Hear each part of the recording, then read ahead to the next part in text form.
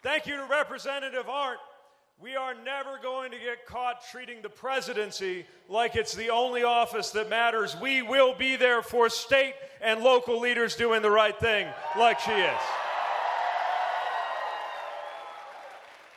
Thank you to our amazing team. You met Jana and some of the others. I know I'm biased, but we have the most amazing, kind, talented organizers on this campaign, and I hope you will team up with them to deliver us a win on March 3rd.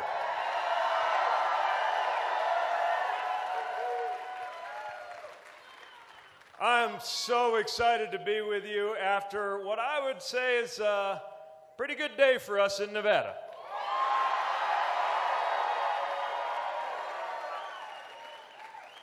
You know, a year ago, we were putting together this campaign, trying to help people figure out how to say my name.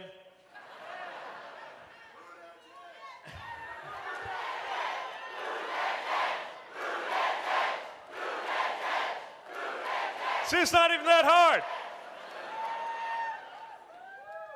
And we were hoping against hope that we could get enough individual donors that I just might have a shot at being one of the 20 candidates to make a presidential debate stage.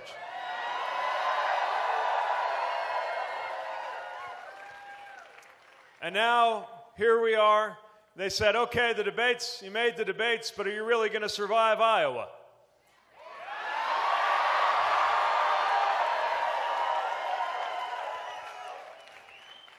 We won Iowa.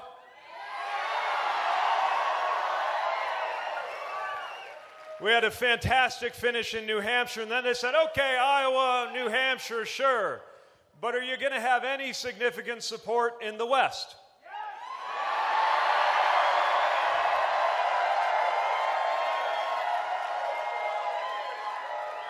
This feels pretty significant to me.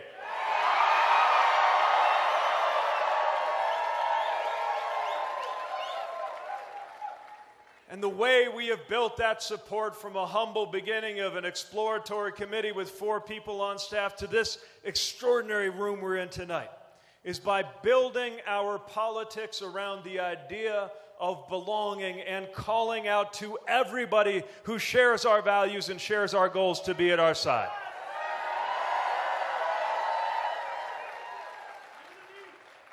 Now, I always like to begin by inviting voters, especially as we contemplate what's ahead on March 3rd, inviting voters to form in your mind the image that guides this whole campaign for me. It is the image of what it will feel like the first time that the sun comes up over the Rockies and Donald Trump is no longer the president of the United States.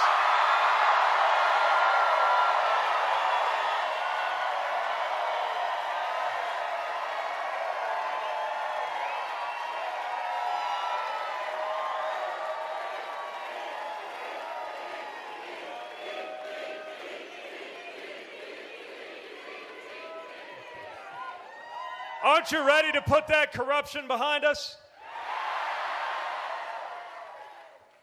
Aren't you ready to put those tweets behind us? And so I don't even think that it is a partisan statement anymore to say that I'm looking forward to that day. Because we got fellow Democrats working to make sure that happens. We've got independents just as committed to that change. And I want to say a word of welcome to those future former Republicans who are ready to cross over and make that happen. We're glad you're here because we're in this together. But that means we've got a responsibility to bring that day about sooner rather than later because we cannot take 4 more years of this. So we got a decision to make. I am proud of the momentum of this campaign, but we're just a few votes away from Senator Sanders, whom I respect and whose ideals we share, but who has a very different approach, getting an insurmountable lead. I am here to make the case for a politics that invites everyone in instead of saying it's my way or the highway.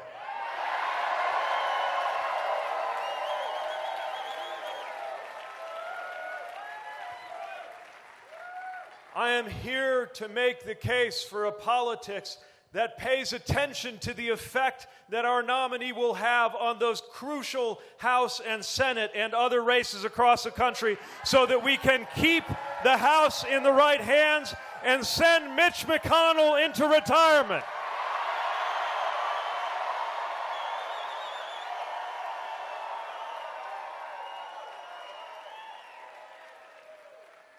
I am here to make the case for a politics that aims higher than just replacing one form of divisiveness with another, but rather unifies this country before it is too late. That's what we could do. And when we do, we will defeat this president because that's what the American people want. And don't you think it would be a good idea for this president, who likes to say that he cares about the forgotten people, to be held accountable by somebody who governs and lives in the middle of the so-called Rust Belt and can hold him accountable for treating corporations better than he does workers?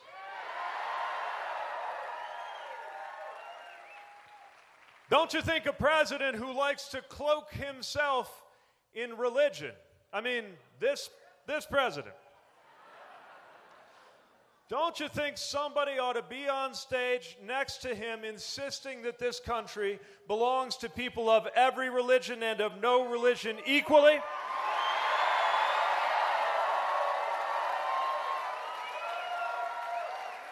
And someone who will call out to fellow believers with the reminder that God does not belong to a political party in the United States of America.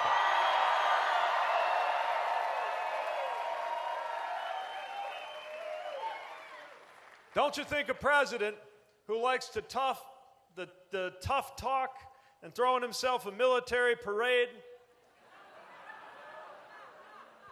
ought to be reminded that there is nothing patriotic about pardoning war criminals by an American war veteran standing next to him and holding him to account? We will defeat this president with the campaign that you are helping us build. But I've got even better news. There is a strong American majority that knows we need a better president, that agrees on who we're against in the White House. But there's an even bigger majority that is coming together around what it is we are for. We are for an economy that actually works for us, ending the days of corporations paying zero on billions in profits and raising wages, empowering workers, supporting organized labor until one job really is enough in this country, whether you got a college degree or not. We've already got an American majority for taking action to make sure there is no such thing as an uninsured American, with Medicare for anybody who wants it.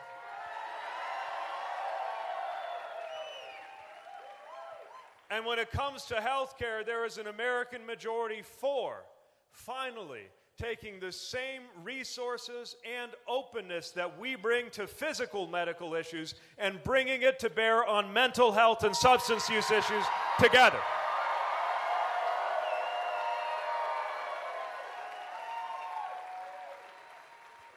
Right now, there is an American majority for acting to ensure that your race in this country will have no bearing on your health or on your wealth or on your access to education or on your relationship with law enforcement in this country. We must act to make that a reality. It's already an American majority for honoring our troops, not just with a bumper sticker, but with a commander-in-chief who will never allow them to get caught in endless war.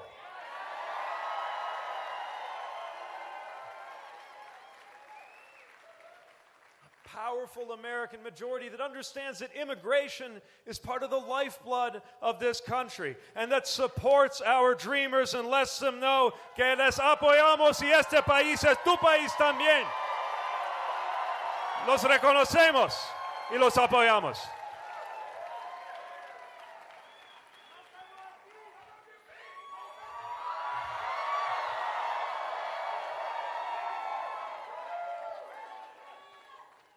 We got an American majority right now that understands these things, that wants these things, that supports a better future, and those who are educating the next generation and want the time to arrive where we've got a Secretary of Education who actually believes in public education. The time is now.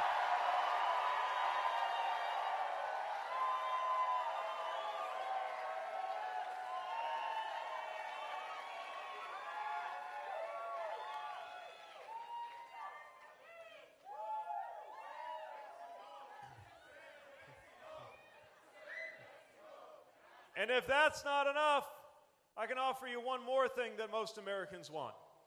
A president you could turn on the TV and see come on the news and maybe actually feel your blood pressure go down a little bit instead of up through the roof. Wouldn't that be nice?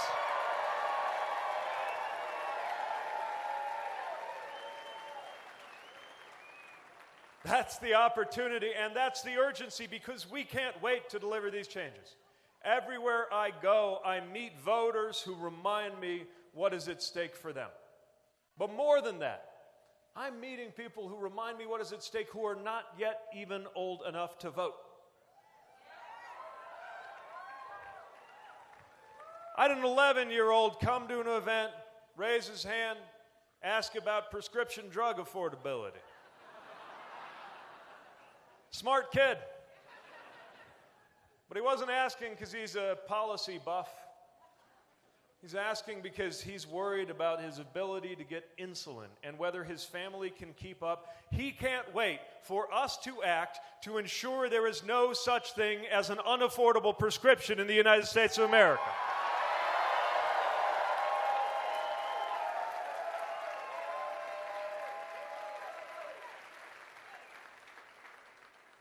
Just a few minutes ago, I met survivors from the STEM school shooting.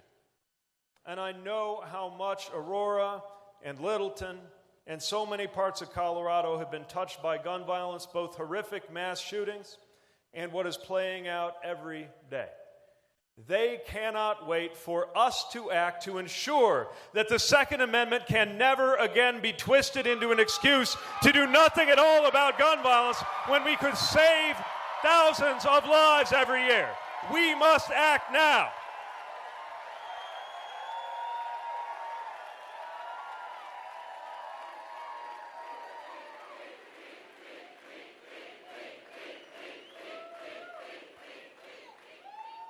This shouldn't even be their problem.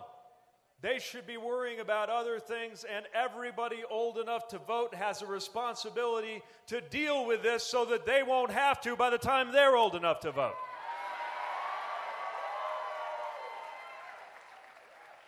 Met a 10-year-old, showed up at one of my events. I think he was sending me a message because he was in a white shirt, rolled up sleeves, and a blue tie. And he pointed out, very diplomatically, that he's planning to be here in the year 2100. And when he is, that he's going to be looking back on the choice we make right now. And whether we act to ensure that the climate is one where he and his grandkids can thrive, we have a responsibility now to act to make that real.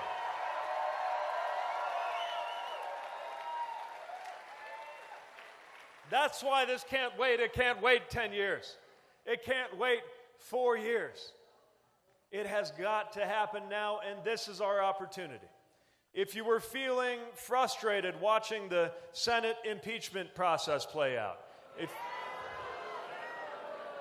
if you were feeling exhausted, if you were feeling depressed, if you were maybe even feeling that temptation to turn it all off and walk away, remember that they might have been the jury then, but the verdict is up to us now, and it's our opportunity to do so.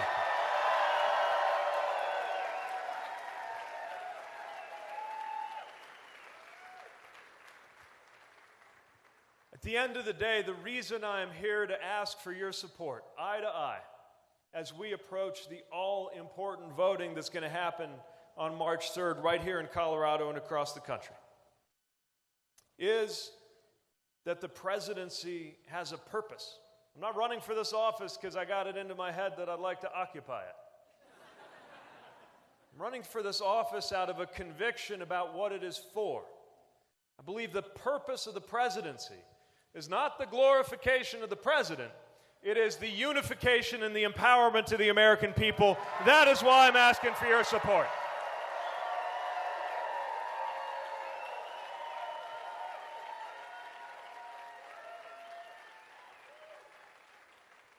So, we've been campaigning for about a year, and I believe that campaigning is about conversation. Some folks think it's about television airtime, but I think it's about conversation. And we've never tried this with a group this big, but we've got to make sure that this is not just a monologue. So we've gathered up questions from folks as you were on your way in.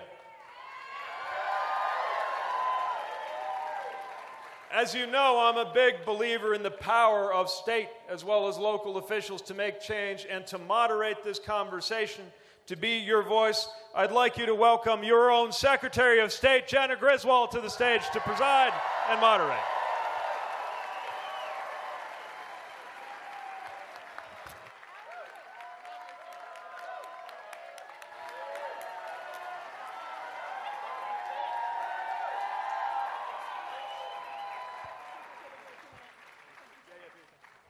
Hey, Colorado, how are you guys doing? Are you feeling excited? Good. Well, my name is Jena Griswold, and I am honored to be the first Democrat to serve as Secretary of State since 1958. And to give you a little bit more excitement, I am the first Democratic woman serving in this position in Colorado and the youngest Secretary of State in the nation. Right?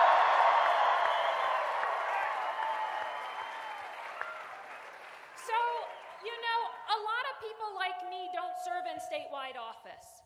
See, I grew up in rural Colorado, and growing up, my mom would work 2 jobs, and there were times when we had to go to food banks to make ends meet. So I started working the summer after 7th grade to help out and saw a lot of families struggling.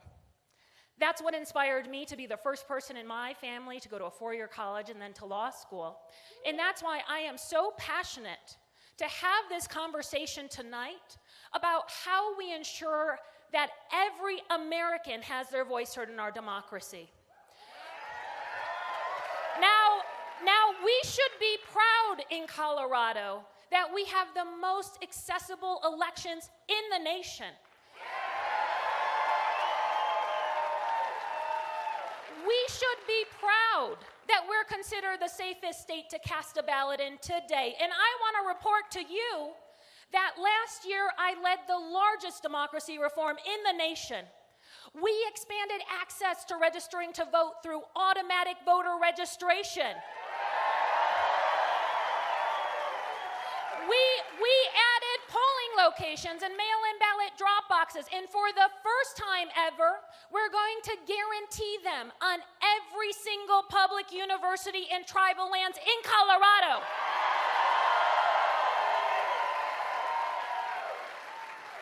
We ensured that 17-year-olds could have their voice heard in the primaries if they're going to be 18 in the general, because they have a stake in our future. And I just think it's so important to have presidential candidates like Mayor Pete here to talk about the issues that are crucial to our state. Can we give him one more round of applause?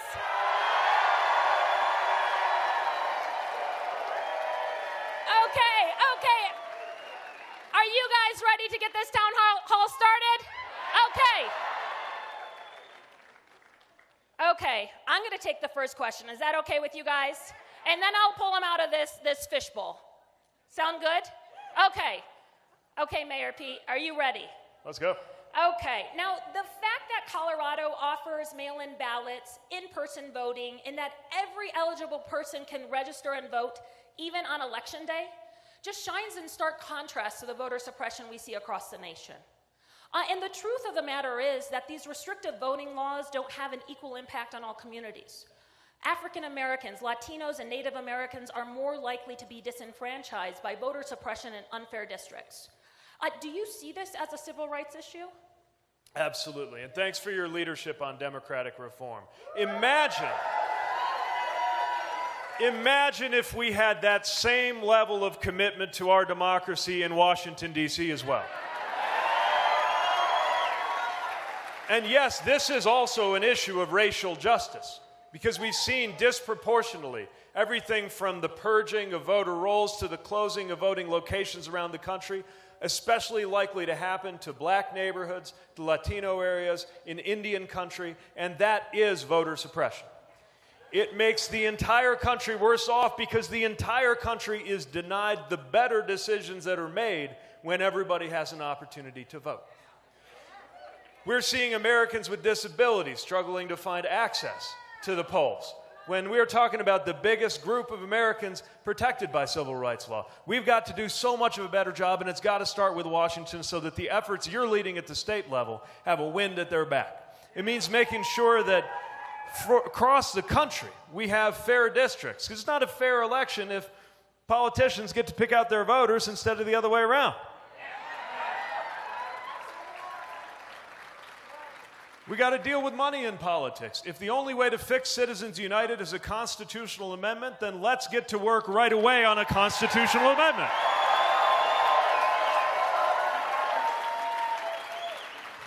And I believe the time has come for a 21st century Voting Rights Act to enshrine these kinds of protections in federal law and make it easier, not harder, to exercise that right for every American.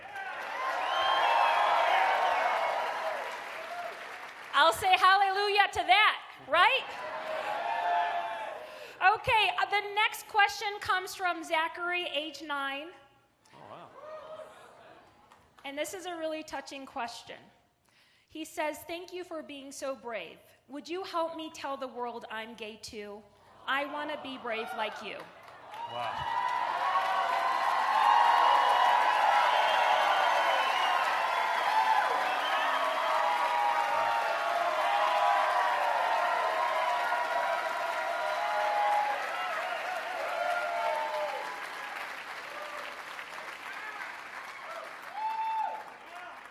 Well, Zachary, if you're here and you want to give a wave, let me know. Hey!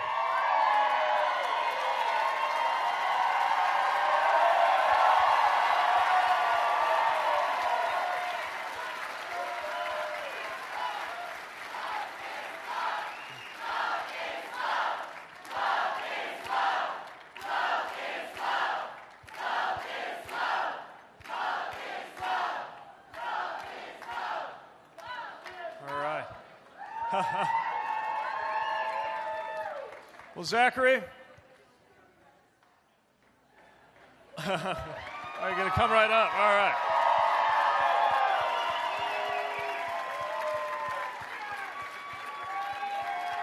Hey, all right.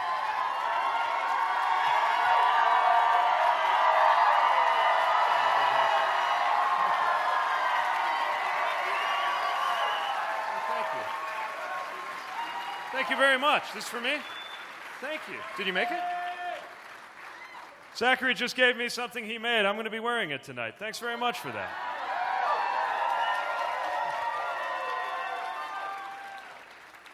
Well, I don't think you need a lot of advice from me on bravery. You seem pretty strong. To see you, it took me a long time to figure out how to tell even my best friend that I was gay, let alone to go out there and tell the world. And to see you willing to come to terms with who you are in a room full of 1,000 people, thousands of people you've never met, that's really something.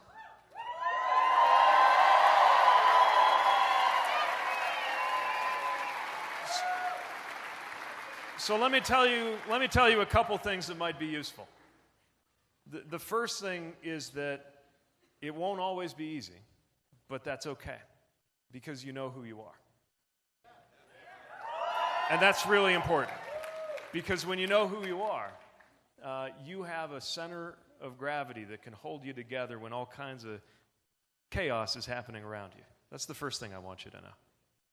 The second thing I want you to know is that you'll never know who's taking their lead from you, who's watching you, and deciding that they can be a little braver because You have been brave.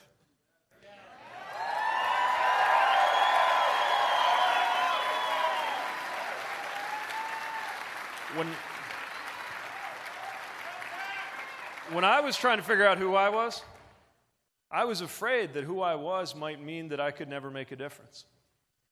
And what wound up happening instead is that it's a huge part of the difference I get to make. I never could have seen that coming. And you'll never know whose life you might be affecting right now, just by standing here, right now. There's a lot of power in that. And the last thing I want you to know is, even if I can't promise it'll always be easy, I can promise you that I'm going to be rooting for you. And I think there's a whole bunch of people here who are going to be rooting you every step of the way. I'm really impressed. And thanks for that. That's really kind. I think you already got it together. So I'm excited to see what you're going to do as a leader. Just promise me you won't run for president until after I'm done, because I think you might be strong competition. Sound good? Okay. Great meeting you. Thanks for being here. I'm so proud of you. It's incredible. Thank you for have that coming. too. I'll explain it later, but hold on to that.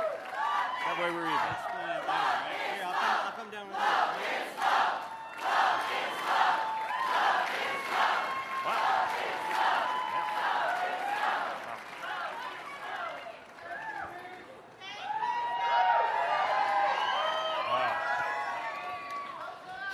We need a little bit of bravery right now. Okay. Nothing can top that. I was going to say, that's a hard act to follow. We're done, you guys? No, I'm just kidding. Okay. What will you do, and this is a question from Chad. All right. What will you do in the first 100 days to help with the disproportionate distribution of wealth? All right. This is so important. Chad, if you're here, give a holler. I'll try to look in the right direction. There you are. All right.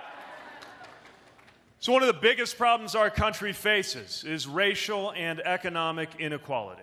And it's not going to fix itself. It's partly the consequence of racism through the years and through the generations. Think about this. If you save $1, it turns eventually into $2 and $4 and $8 over a course of 100 years. If you save $1, it'll be more than $100 and so on. And if that's true of the value of $1 that somebody saves, then it's true of the value of $1 that has been stolen from somebody, which has happened with the generational theft of the wealth of black and native and other families through the years. That won't get better on its own. We have to do something about it. It's why we need an intentional plan. We call ours the Frederick Douglass Plan, shaped by black voices who helped us understand the intentional steps to be taken to create wealth, to build home ownership, to support businesses owned by those who have the best track record of creating jobs for others who have been excluded, making sure that we recognize you can't just cross out racism and replace it with something neutral and expect things to get better on their own. And beyond not just the racial inequality that we see in wealth and income, but the pattern of the 1% taken off into just a different direction in this economy than everybody else. An economy that has grown over the course of our lifetimes more than ever, and yet many people are barely getting ahead. Wages, if they go up at all, barely keeping up with the cost of health care and falling behind the cost of housing and education. It's why when I'm president, we are immediately going to measure what it is to have a good economy by something different. Not the Dow Jones. I'm sure if you got a building with your name on it not far from Wall Street, it seems like the same thing as the economy. But I believe the stock market and the economy are not the same thing. I'm happy for it to be going up, but it's not the same thing. When I am president, the number one measure of a good economy will be the income growth of the 90%, because that's how we'll know we're doing well. And that's why a higher minimum wage, action to intentionally erase the gender disparity in pay, especially for black and Latina and Native women, and supporting workers' rights to organize, including gig workers, including domestic workers, including farm workers, because we need everybody to be lifted up in order to close those gaps and make our economy a better place. Great question. Okay, we have a very timely question related to election security. And so everyone knows here we are considered the safest state to cast a ballot in today. You can applaud that. So what we do in Colorado is we have a voter-verified paper ballot. None of our voting equipment is connected to the internet. And then we do an audit afterwards that shows that our election results are correct. But Congress is dropping the ball on disinformation. I'm the Secretary of State, the only one in the nation, running a bill to combat disinformation and running legislation to stop ransomware attacks on our counties. So what do you see the federal government's role and how are we going to stop foreign countries from trying to undermine our nation? Well, the federal government's got to play a leadership role instead of trying to play catch up to the work that you're doing. The House passed legislation to deal with this, as you said, but it's dying in Mitch McConnell's Senate. And does anybody think this president's going to be serious about countering foreign interference? No. So we've got to do it. First of all, by electing a president who actually cares. By following the lead of states that have created a harder target for that kind of technical interference. By having a deterrent effect so that whether it's Vladimir Putin or anyone else, even if you can technically interfere or try to interfere with an election, you figure out pretty quickly that you shouldn't because we're going to make sure it's not worth your while. And we've got to make sure we fight back misinformation with truth at every turn, online and in person. Make sure that people might have their own opinions but shouldn't be able to get their own facts. And I also believe that we would be well served to make sure with this powerful American majority that we're building, that we win big enough that nobody can even try to call the legitimacy of the election into question.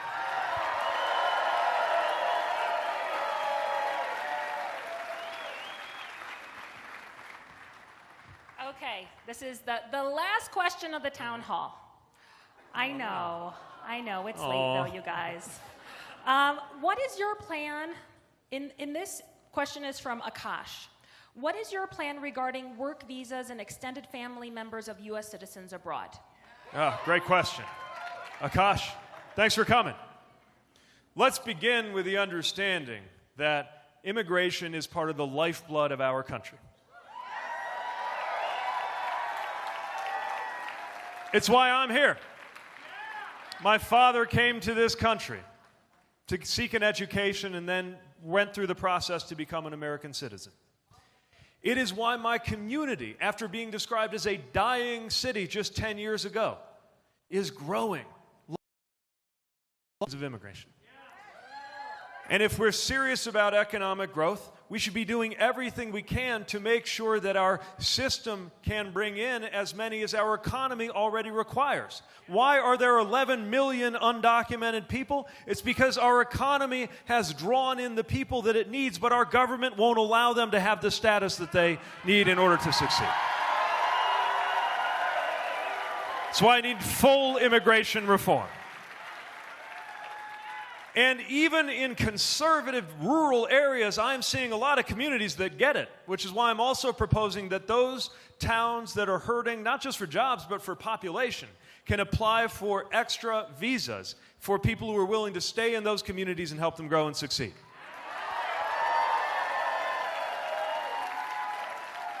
We've got to get rid of these country caps that were set up in the 1980s and have no relationship to where we are today. And set it up so that this time you don't have to go back to Congress to change the levels. You can just do it administratively every couple of years.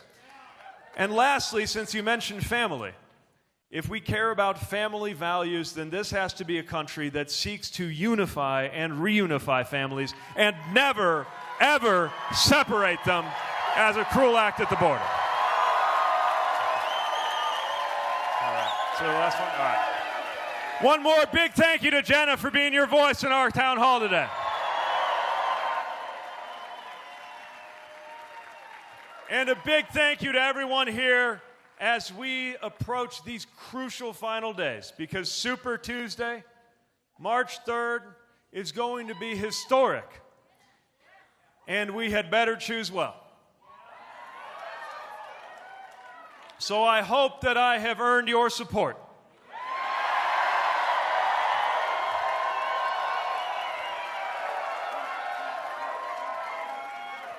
And I've got one more thing to ask of you, and that is to bottle up whatever sense of hope brought you into this room and share it with anybody you know who is feeling that temptation to turn it off and walk away. I would argue you would not be here if you weren't moved by some sense of hope. It's why I'm here.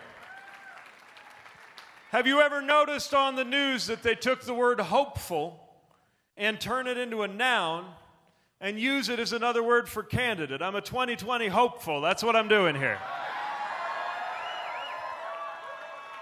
How fitting, because running for office is an act of hope, and so is voting and volunteering and being involved in any way.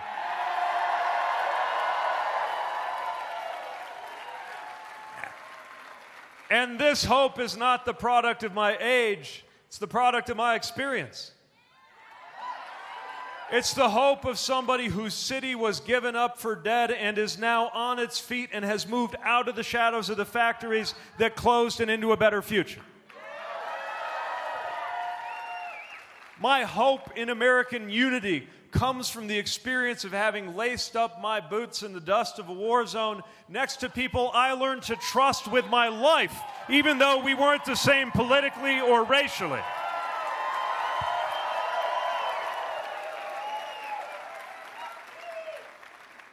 My hope comes from the experience of being somebody who didn't know if he would ever belong in his own community or in his own country, who is now standing before you with a wedding ring on my finger that exists by the grace of one vote on the U.S. Supreme Court.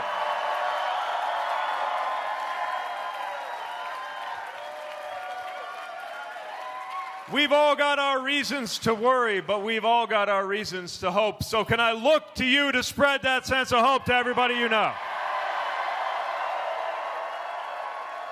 And are you ready for that Rocky Mountain sunrise when we say goodbye to the Trump presidency once and for all?